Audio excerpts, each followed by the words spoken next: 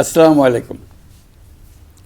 উপস্থিত ছাত্রছাত্রী, তরুণ তরুণী, নারী ও পুরুষ সকল নাগরিককে আমার সালাম ও শুভেচ্ছা জানাচ্ছি।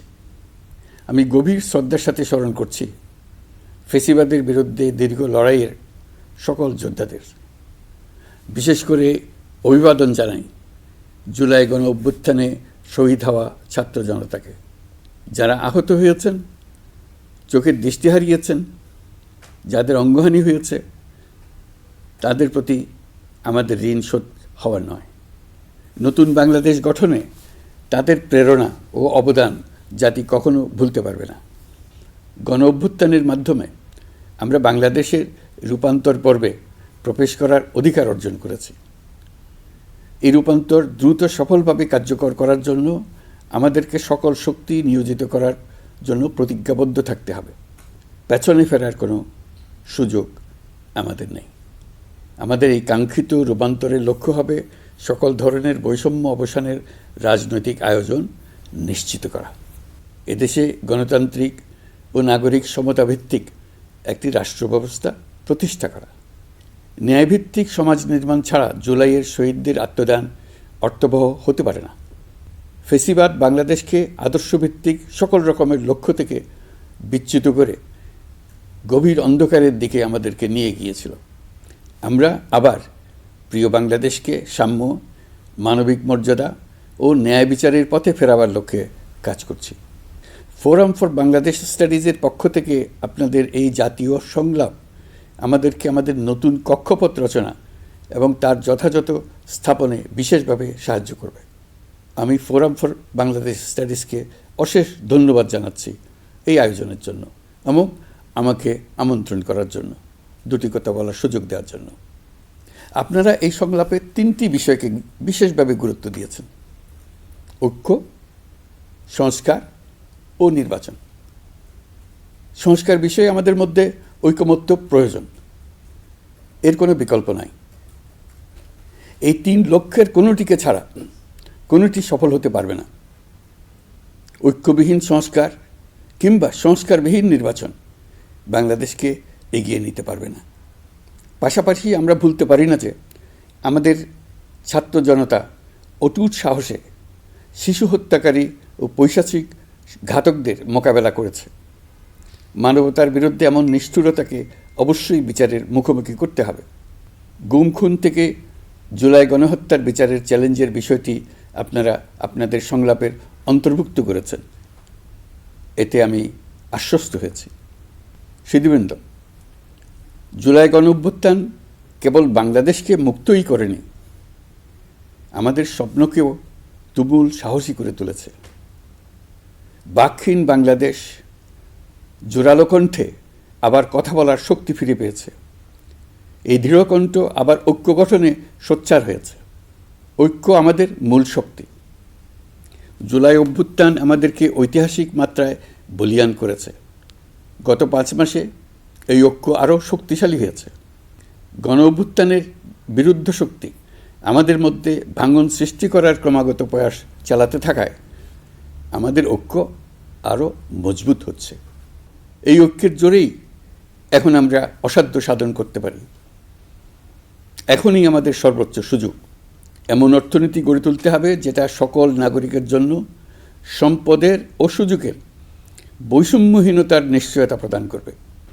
যত নিম্ন আয়ের পরিবারেই জন্মগ্রহণ করুক না কেন, প্রতিটি নাগরিকের, তিনি নারী হোক আর পুরুষই হোক, তিনি যেন বিনা বাধায় তো বটেই, বরং রাষ্ট্রের আয়োজনে তার সৃজনশীলতা প্রকাশ করে যে কোনো পর্যায়ের উদ্যোক্তা হতে পারেন, অথবা তিনি যে কোনো ধরনের কর্মজীবন চান তাই বেছে নিতে পারবেন। এমন রাজনৈতিক ও রাষ্ট্রীয় পরিবেশ থাকবে যেখানে সংখ্যালঘু সংখ্যাগুরু এই পরিচিতি অবান্তর হয়ে পড়বে। সবার একটিই পরিচয়, আমি বাংলাদেশের নাগরিক এবং রাষ্ট্র আমাকে আমার সকল অধিকার প্রদান করতে বাধ্য। রাষ্ট্রের কাছে এবং অন্য নাগরিকের কাছে আমার অন্য কোনো পরিচয় দেবার প্রয়োজন হবে না, যেখানে ব্যক্তিবন্দনার কোনো সুযোগ থাকবে না। দেশের ভেতরে বা বাইরে প্রভুভৃত্যের কোনো সম্পর্কের সুযোগ থাকবে না। আমরা বাংলাদেশের নাগরিক হবার সুবাদে হব বিশ্ব নাগরিক। দেশের মঙ্গল সাধন করা যেমন হবে আমাদের নাগরিক দায়িত্ব, তেমনি বিশ্বের মঙ্গল সাধন করাও আমাদের কর্তব্য। এই দায়িত্ব আমরা সমানভাবে পালন করব। আমাদের তরুণ তরুণীরা দ্রুত এই দুই দায়িত্ব সমানভাবে পালন করার জন্য প্রস্তুতি নেবে। প্রিয় সহনাগরিকবৃন্দ, স্বাধীনতার পর অর্ধ শতাব্দী অতিক্রম করে আমরা এক ঐতিহাসিক আত্মত্যাগের বিনিময়ে এক অপূর্ব সুযোগের মুহূর্ত সৃষ্টি করেছি। এই সুযোগ যদি আমরা গ্রহণ করতে অনিচ্ছুক হই কিংবা অপারগ হই, তাহলে বাংলাদেশের ভবিষ্যতের কোনো প্রজন্ম আমাদের ক্ষমা করবে না। আজকের সংলাপের মূল লক্ষ্য হল সবার পক্ষ থেকে সর্বোচ্চ কণ্ঠে ঘোষণা দেওয়া যে আমরা এই সুযোগ কিছুতেই হাতছাড়া হতে দেব না। আমরা একতাবদ্ধভাবে এই সুযোগের প্রতিটি মুহূর্ত সর্বোত্তম কাজে লাগাব।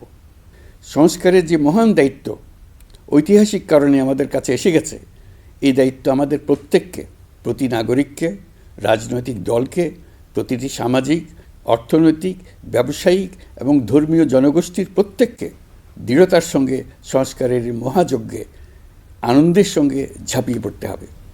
আজকে আপনাদের সংলাপে ঘোষণা দিন কে কিভাবে এই মহাগৌরবের দায়িত্ব পালন করবেন। সংস্কার ও নির্বাচনের প্রস্তুতি একই সঙ্গে চলতে থাকবে। নির্বাচনের প্রস্তুতির কাজ মূলত নির্বাচন কমিশনের। নাগরিকদের নির্বাচনের তারিখ না পাওয়া পর্যন্ত এই প্রক্রিয়ায় সময় দিতে হয় না, কিন্তু সংস্কারের কাজে সকল নাগরিককে অংশগ্রহণ করতে হবে। যারা ভোটার তারা তো অংশগ্রহণ করবেনই, তার সঙ্গে যারা ভবিষ্যতে ভোটার হবেন তারাও সর্বাত্মকভাবে সংস্কারের কাজে নিজেদেরকে নিয়োজিত করুন। সংস্কারের কাজটা নাগরিকদের জন্য সহজ করতে আমরা 15টি সংস্কার কমিশন গঠন করে দিয়েছিলাম। তাদের প্রতিবেদন আমরা জানুয়ারি মাসে পেয়ে যাব। প্রত্যেক সংস্কার কমিশনের দায়িত্ব হলো প্রধান বিকল্পগুলি চিহ্নিত করে তার মধ্যে থেকে একটি বিকল্পকে জাতির জন্য সুপারিশ করা। যার যার ক্ষেত্রে সংস্কারের মাধ্যমে ভবিষ্যৎ কীভাবে রচিত হবে তা বিভিন্ন পক্ষের মতামত নিয়ে সুপারিশমালা তৈরি করে দেওয়া, নাগরিকের পক্ষে মতামত স্থির করা সহজ করে দেওয়া। তবে কমিশনের প্রতিবেদনে সুপারিশ করলেই আপনাকে তা মেনে নিতে হবে এমন কোনো কথা নেই। এই জন্য সর্বশেষ পর্যায়ে জাতীয় ঐকমত্য গঠন কমিশন গঠন করা হয়েছে। যেমন একটা উদাহরণ দিই, কোন বয়সে একজন নাগরিক ভোটার হতে পারবেন তার জন্য নানা দেশে নানা বয়স নির্ধারণ করা আছে। নির্বাচন সংস্কার কমিশন নিশ্চয়ই এরকম একটা বয়স সুপারিশ করবে। সেই বয়স আমার পছন্দ হতেও পারে, নাও হতে পারে। ধরুন আমি তরুণদের তাড়াতাড়ি ভোটার করার পক্ষে। যে যত তরুণ, পরিবর্তনের প্রতি তার আগ্রহ তত বেশি, এই হলো আমার যুক্তি। তারুণ্য তাকে শক্তি যোগায়, তথ্য প্রযুক্তির সঙ্গে তার গভীর সখ্যতা তাকে এই শক্তি যোগায়। তরুণরা সংখ্যায়ও বেশি, দেশের ভবিষ্যৎ নিয়ে তারা আগ্রহী। নিজের ভবিষ্যৎ নিয়ে তার মতামত দেওয়ার জন্য আমি মনে করি ভোটার হওয়ার বয়স 17 বছর নির্ধারিত হওয়া উচিত। নির্বাচন সংস্কার কমিশন কী সুপারিশ করবেন তা আমার জানা নেই, কিন্তু দেশের বেশিরভাগ মানুষ যদি কমিশনের সুপারিশ করা বয়স পছন্দ করে, ঐকমত্যে পৌঁছার জন্য আমি তা মেনে নেব। সবকটা কমিশন মিলে আমাদের সামনে বহু সুপারিশ তুলে ধরবে। আমরা এখন এমন পর্যায়ে পৌঁছেছি যে যাই মতামত হোক না কেন, আমরা দ্রুত একটা ঐকমত্য প্রতিষ্ঠিত করে সংস্কারের কাজগুলো করে ফেলতে চাই। নির্বাচনের পথে যেন এগিয়ে যেতে পারি, সেই ব্যবস্থা করতে চাই। আপনাদের আজকের সংলাপ জাতির সামনে সকলের কাছে গ্রহণযোগ্য এমন একটি প্রক্রিয়া তুলে ধরে আমাদের এই দায়িত্বকে সহজ এবং গতিময় করে দেবে আশা করছি। সংলাপের এই প্রক্রিয়া অব্যাহত রাখার জন্য আপনাদেরকে আহ্বান জানাচ্ছি।